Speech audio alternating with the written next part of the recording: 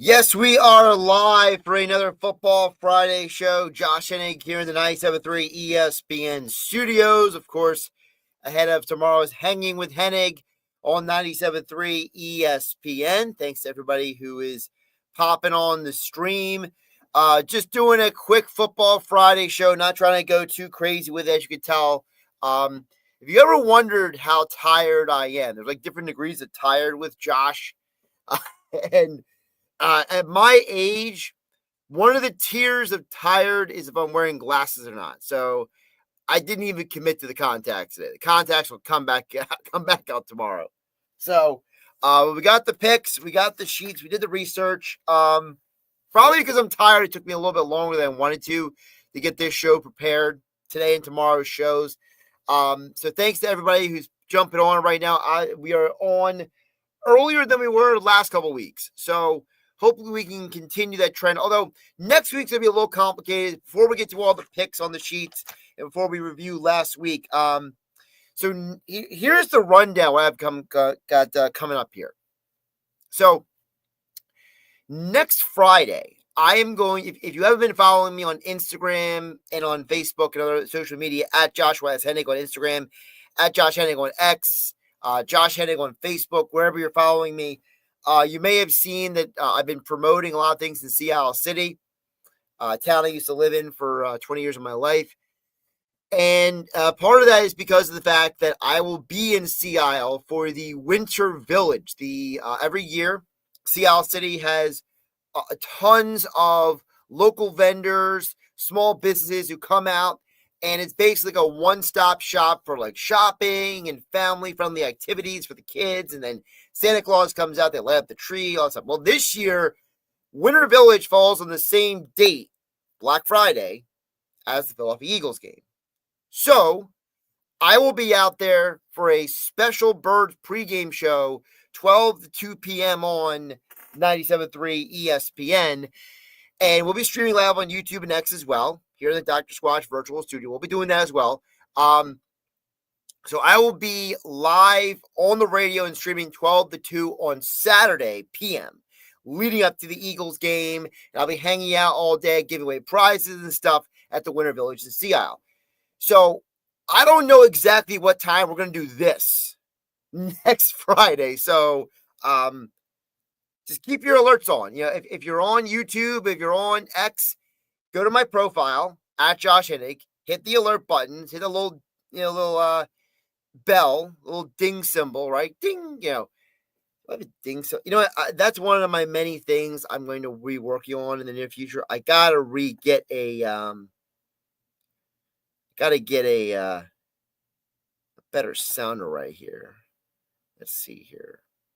I got a gong. I got a ding. And now I feel like I'm watching a Bruce Lee movie. No. You hit the alert button when you subscribe. You get the alerts when we go live. So, pretty simple equation. I do that with a bunch of YouTube channels I follow, a couple X accounts. So, but that's what we're doing next Friday. Tomorrow, Hanging with Hennig will be live from Tropicana Atlantic City, the Gridiron Pit. Jam-packed show tomorrow. Of course, Andy McNamara joins us with the Phase Football Conversation every Saturday. Gina Toretta, the 1992 Heisman Trophy winner, he will be on the call for one of the picks we are making today. Gina will be on the call for Pitt versus Notre Dame. So we'll be talking with him tomorrow about that, as well as the Heisman Trophy race and the college football playoffs. Also, Rob Meyer from the Associated Press will join us tomorrow as well. Hanging with Hennig, 12 to 3 p.m. on 97.3 ESPN. All right. Before I do, we got all the important stuff we had to get out of the way. Last week we went 8-4. There's the fifth time this year we have gone 8-4 on the picks for a weekend. So at least we are creating a standard. Overall now we are 89-51 on the year. Almost 64%. So we're creeping higher. We're kind of working our way back up. And in the NFL, because I only made 2 picks because of the Eagles game, we also went 2-0 last week. And now overall, we are 58-37. I actually have NFL picks this time. I've had a couple of people message me, Josh, why haven't you been doing NFL picks? Well, because it's been late at night and I'm tired. Well, I'm marginally less tired today, and we got this show up earlier. So we're going to bang through all these picks. Again, hit the like button, subscribe, share with your friends. The Football Friday show every night for years now. Used to do a 973 ESPN. Now we're exclusive on YouTube. So if you want to get on the 60 percentile train, okay? Those who have been following me too long, we've been hitting in the 60 percentile for years now, doing these picks since 2018. So we got a formula, we got a system. We try to follow as much as possible. Let's dig into the college football games. These are the college football games I am watching the most closely tomorrow. And these are the sides that we are taking. Again, I want to remind everybody, number one, all of the odds that you will hear are brought to you by Caesars Sportsbook, the only sportsbook app offering you Caesars rewards. You can bet on college and NFL games and earn rewards on hotel stays, tickets, and much more. Use my promo code Radio20X for your chance to double your winnings or to get 20 free bets. For more information, go to CaesarsSportsbook.com/promos. If you or someone you know has a gambling problem, please call 1-800-GAMBLER. All right? Again, these are not prognostications. These are not, I am guaranteeing anything. As I always say with a disclaimer, I have a system. I have a formula I've been using for years. We roll with the formula. We see what the formula tells us, and it kind of gives us an idea what games we should run with, what games we should stay away from. That's the system, right? Okay. For example, every weekend, for those who don't know, just give you kind of a pull behind the curtain here. I actually write down about 20 college football games every week, like a rough draft. And then I whittle it down to the picks that I give you guys. In the NFL, I typically make a list of all the lines that I am interested in or I'm fascinated by in the NFL for all the teams. So it's about usually 12 to 16 games. And then I whittle it down to probably like 6 to 8. So kind of gives you an idea of what we're working with here. All right. Let's look into the college football because this is a huge college football weekend. This weekend and next weekend are going to determine who is and who is not in the college football playoffs. So tons of games with massive implications. And that's why we are starting in the SEC. Missouri at Oklahoma. The Oklahoma win last week, which, by the way, we told you guys Oklahoma will cover. I didn't think Oklahoma was going to win outright. That was absolutely insane. Excuse me. So now Oklahoma, that they beat Alabama, they have a chance for the SEC championship game. They have put themselves in pole position for the college football playoffs. But now they got to finish the job. And it starts tomorrow against Missouri. Now, Missouri is kind of a team that is, if you look at their stats, they look at their year, it's very deceptive because Missouri padded their numbers early in the year with 6 straight home games to start the year.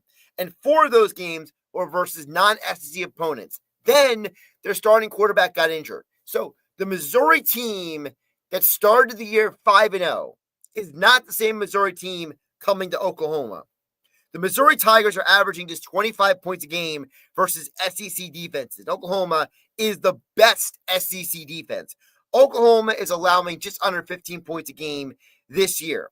And ever since John Mateer returned from his injury, the last 4 games, the Sooners' offense has taken off again. They are scoring at least 27 points a game. They are 3-1 in the last 4 games with John Mateer back at quarterback. On the season, Oklahoma is 5-0 at home. So Norman, Oklahoma, great home field advantage, great defense, a Missouri team that is trending downward. I like Oklahoma to cover 6.5. Our projected score for the game is 26-20. I know the score doesn't cover the spread, but I personally think that if you watch Oklahoma, they look like they are a team with confidence. Brent Venables is coaching a great defensive unit. You deserve a lot of credit over there in Oklahoma. Even though the projected score is 26-20, I'm assuming it's probably going to be something more like 30-20, right? Maybe even 30-15, because Oklahoma's defense is going to shut down Missouri. They're going to have some huge problems in this game tomorrow afternoon. All right, sticking in the SEC, Georgia, another team that is in pole position for the college football playoff. Georgia, they are taking on Charlotte. Now, I'll tell you why I'm picking this game for why in just a minute, but here's full explanation. The Georgia Bulldogs know that in order to maintain that 4th spot in the college football playoff, in order to maintain that top 5 positioning, right? In order to ensure that they are in the SEC championship game, they can't just win, but they must dominate. And now they're welcoming a 1-9 Charlotte team to Athens, Georgia. And so I look at Georgia as a team that says we want to dominate and we want to pull our starters from the game because they have a huge, huge rivalry game next week. So if you're Kirby Smart, you're saying we want to win this game convincingly. We want to get our starters out of the game. We want to start mentally preparing for the big rivalry game against Georgia Tech next week. Last year, Georgia Tech almost beat you. You can't let that happen again. If you're going to be a playoff team and you're Georgia, you got to take care of business, which is why I think the under 53 here is fascinating. My projected score for this game is 35-14. Charlotte is one of the worst teams in all of college football this year. They are 130th in offense, 133rd in defense. I can see a scenario where Georgia gets out to like a 35-0 lead at halftime and then just hits the cruise control button and says, on the next week, backups finish the job. And then maybe Charlotte comes in and scores a touchdown or two, like in the 4th quarter. But at the end of the day, Georgia's going to run away with this game. My projected score for the game is 35-14, which falls under the 53 total points that the odds makers put out there. All right.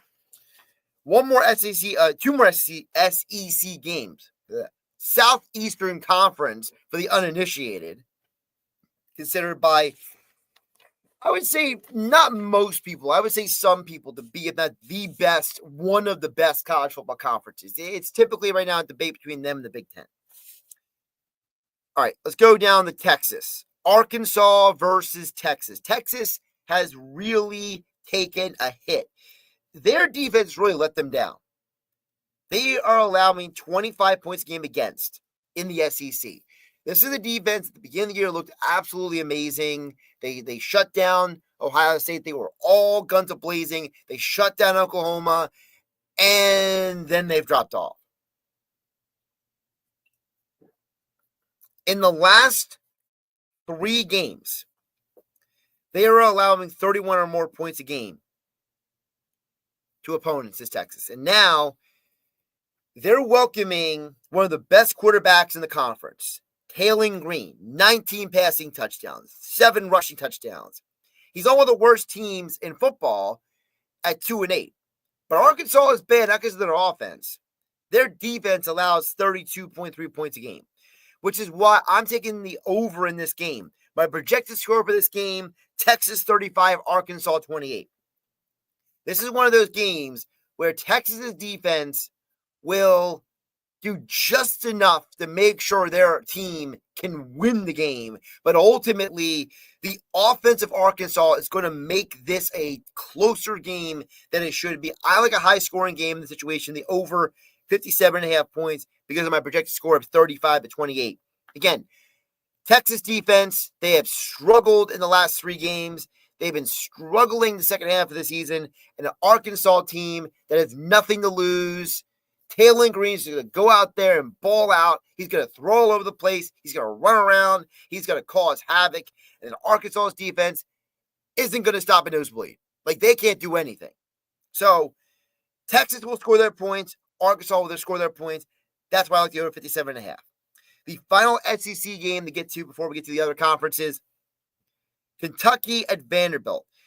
Look, this is a very simple equation, okay? My projected score for this game is Vanderbilt 30-14. Okay. And I just can't get too excited about this game. This is one of those games where I'm more so watching to make sure Vanderbilt is who I thought they were. That's really the reason why I'm watching the game, okay?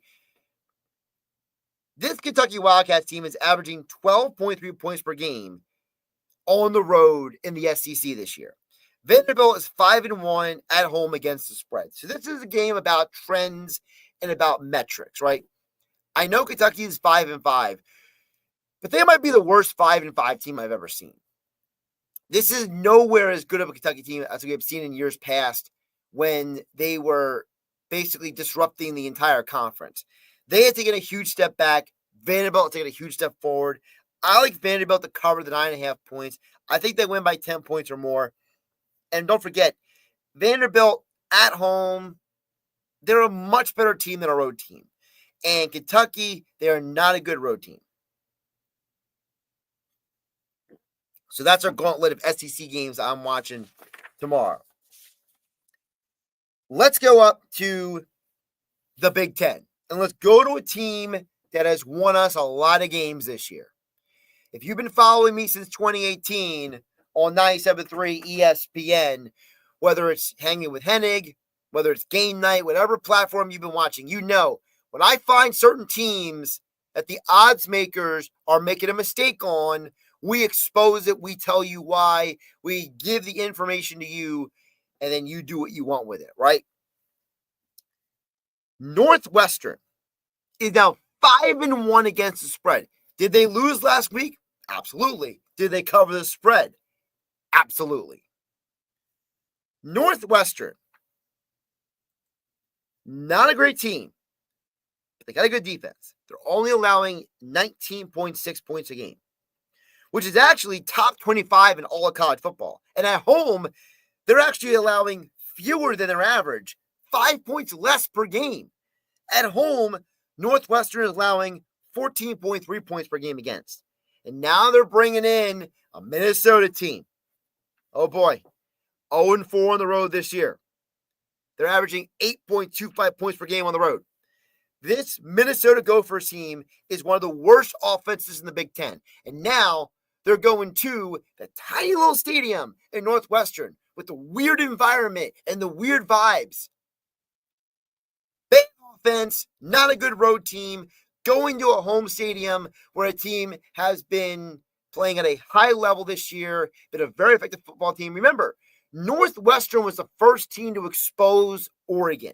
They were the first team to build the blueprint for everyone else against Oregon. It's the reason why Indiana beat Oregon. It's the reason why Penn State had a close game against Oregon earlier this year. Northwestern put that blueprint out there. I like Northwestern to cover the 3.5 points. My projected score for the game is 22-18 Northwestern to beat Minnesota, which means Minnesota will be 0-5 on the road. We're going to go over the Big 12 right now.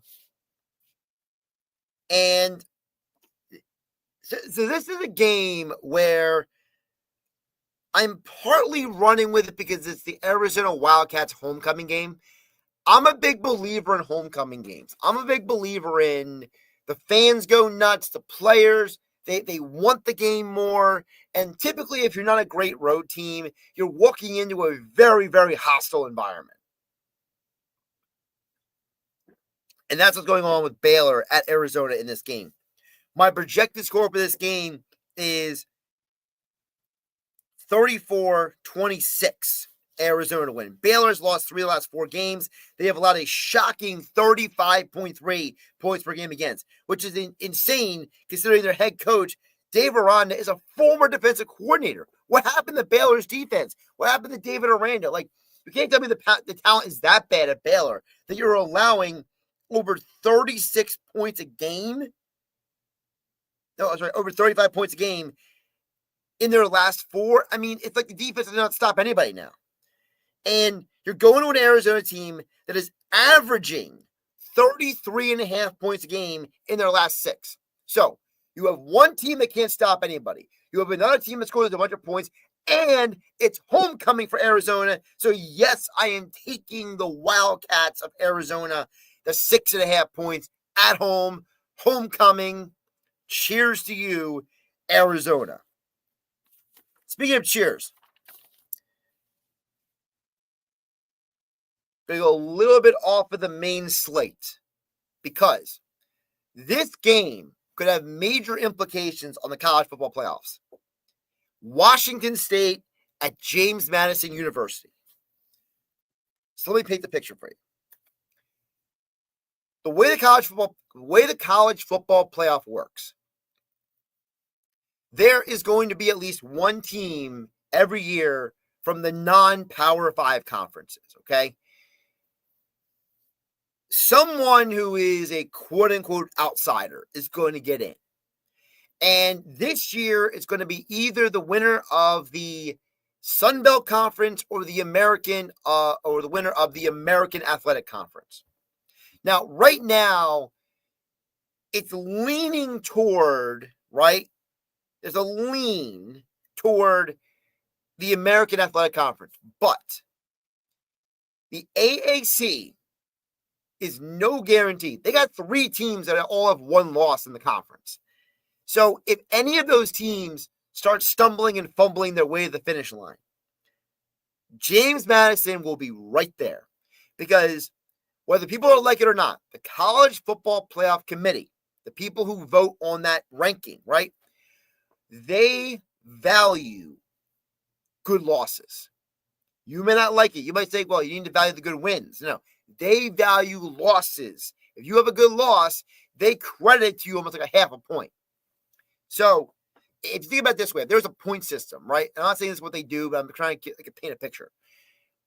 If you get, if anybody watches hockey, right? You know, in hockey, if you win a game in regulation, you get 2 points. If you go to overtime, you at least get 1. Think about it similar like that, where you get 2 points for a win, you get half a point or a point for a good loss. So your resume adds up to maybe look a little bit better than your win-loss record does. And that's where JMU is at. James Madison University is in a position to win the Sun Belt Conference. They have 1 loss on the entire year, and it's to the Louisville Cardinals. And now they are hosting a Washington State team that is 1-4 on the road this year. And they have to travel over 2,500 miles from Pullman, Washington, all the way to Harrisonburg, Virginia. This JMU team is motivated. They want to win this game desperately because they know that if they can win this game, they are in a position that the other teams are not. Because while the American Athletic Conference can potentially cannibalize each other, James Madison could be sitting pretty and say, hey, we got the 1 good loss. We win out, we got a good resume. Because if North Texas loses 1 more game, they're out. Tulane loses 1 more game, they're not in the conversation anymore. The teams that are in the American Athletic Conference could stumble, fumble, and open the door for JMU to get in. And that's why that game is important this weekend. 2 more games for you before we move to the NFL. Sticking with the college football playoff theme, another game involving a homecoming, another game involving a team that could wreak havoc on the college football playoff. Pitt at Georgia Tech. My projected score for this game is Yellow Jackets 34-30. Homecoming game for Georgia Tech.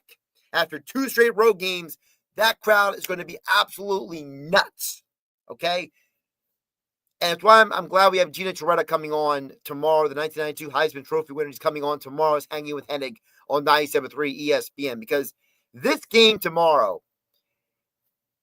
if the Georgia Tech Yellow Jackets can win the game and win it convincingly, they don't just put themselves in position to be in the ACC championship game, but they also open the door for them to not just be a, hey, we won our conference, we get an automatic bid, but also to maybe maybe, no promises, maybe get a home game.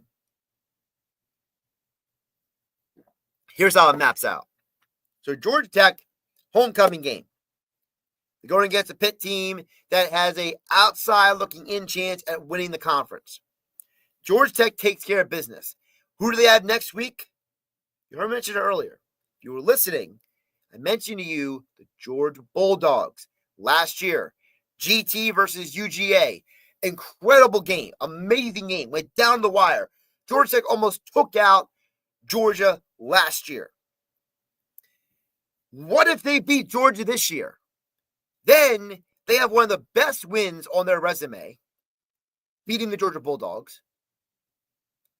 A team at that point would have only lost Georgia to Alabama and GT.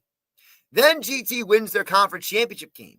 And then you have a formula for Georgia Tech to have a home game in the college football playoffs. So this game's big for Georgia Tech. Listen, you have a Pittsburgh team that got smashed last week by Notre Dame. They looked pathetic, okay? And now they are desperate for a win. But can they really stop Haynes King? Georgia Tech is 4-1 at home against the spread this year. And overall, they are one of the best home teams in college football on multiple levels. I think they're going to win this game. I think Pitt will make it a little closer because Georgia Tech's defense is not good. So I think Pittsburgh will be able to score more points this week than they did last week against Notre Dame. I think ultimately Georgia Tech at home, homecoming game, covers 2.5-point spread. Final game we're going to go back to the Big 12 for a game that could also impact the college football playoffs. BYU at Cincinnati. Now, Cincinnati has lost 2 straight games.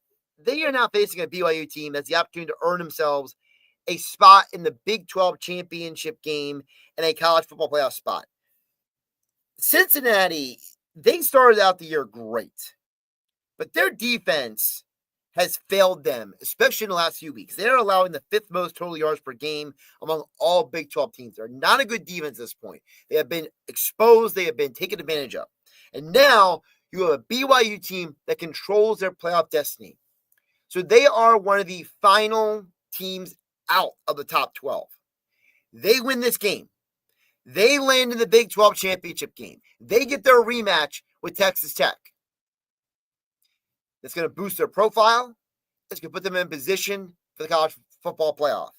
Also, my guy, Bear Brockmeyer, that freshman, he's got better each week.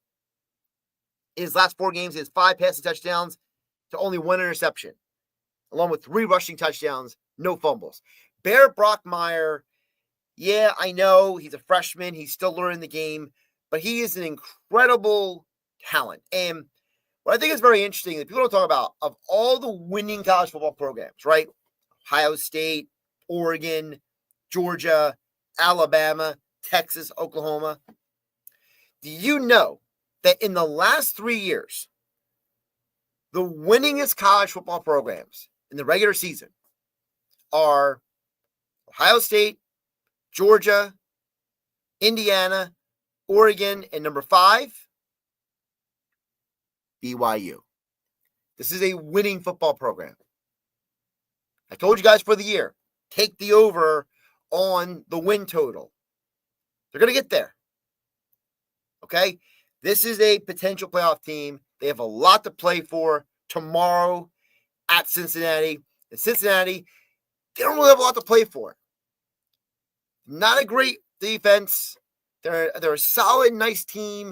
They're going to get a good bowl game. But this is BYU's time. All right. That's the college football picks. As always, you guys can chime in on YouTube in the comments section. If you have any thoughts or questions on games, I always hit them up there. I haven't received any texts yet from anybody who's watching me and trying to get their comment in without going through the stream.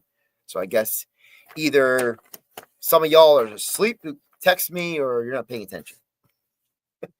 Or for some reason you're watching NC State versus Florida State. And by the way, this game is why I'm so glad we did the Football Friday show, because Friday night games seem to be the night that whatever you think is going to happen doesn't happen. Why is C.J. Bailey getting 14 points against Florida State's defense, but he couldn't do it against other teams that have worse defenses? Poor Tommy Castellanos, he's struggling in this game, and NC State's defense is not good. It's a very, very weird game. Hawaii's at UNLV tonight, by the way.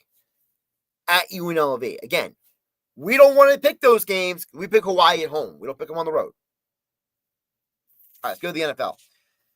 I'll give up my full keys to the Eagles game tomorrow at Hanging with Hennig, 12:03 p.m. on 97.3 ESPN. But I do have so I'll give you one of my picks for the NFL weekend will be part of the Eagles game pick I will give tomorrow on the show.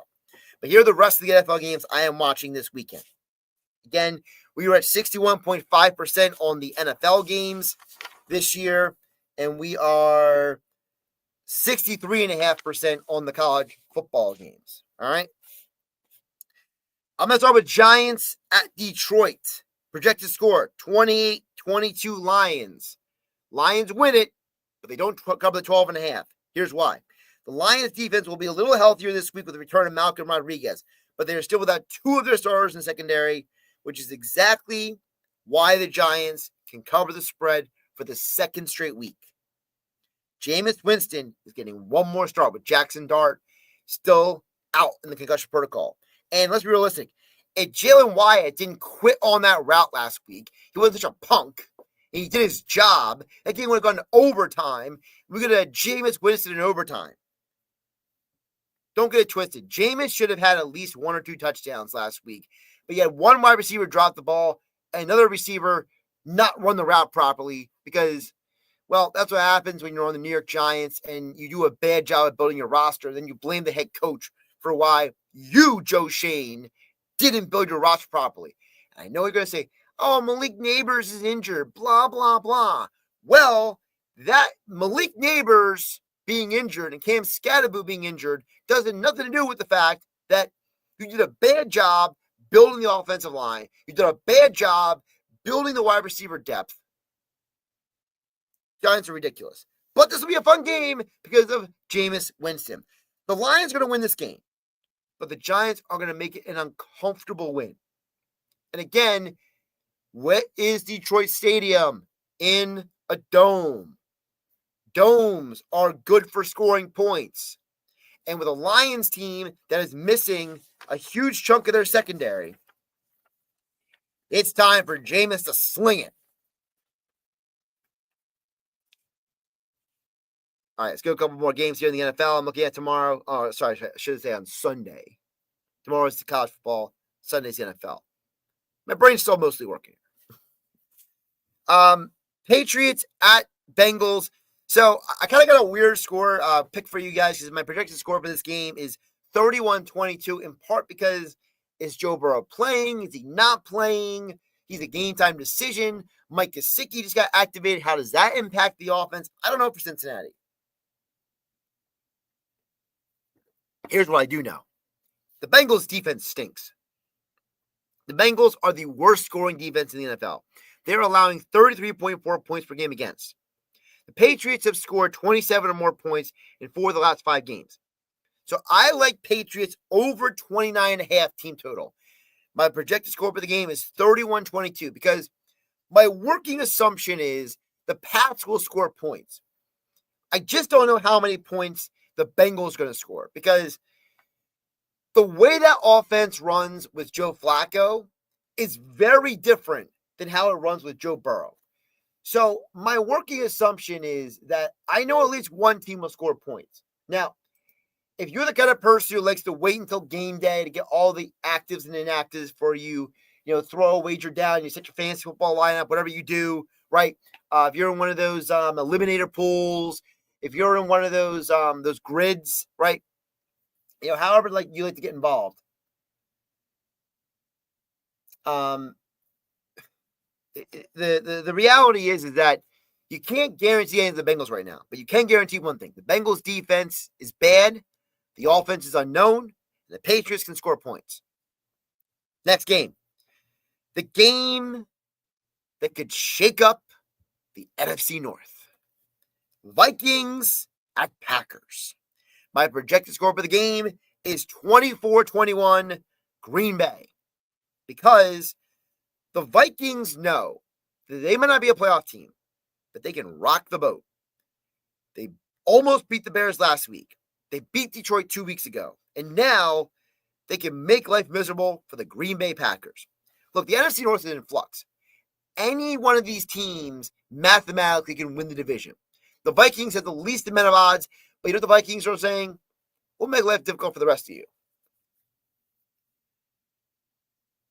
This is a Packers defense that has a ton of talent, but they are still without Nate Hobbs. So that number one corner position is going to get exposed again. Justin Jefferson, Jordan Addison, they are phenomenal wide receivers. They can take advantage of the Packers secondary. And the Packers offense, they're in flux. They got problems. They are only averaging 16.6 points per game in the last three against a Vikings team that is the 8th best pass defense in the NFL. Matthew Golden is questionable for the game, but even if he is playing, it doesn't change the fact that Tucker Kraft, he's not going to be out there. He is their best pass catcher. Romeo Doubs and the other guys, they all kind of fed off of Tucker Kraft, carving out the middle of the field, and then Doubs and the other receivers would get their touches off of that.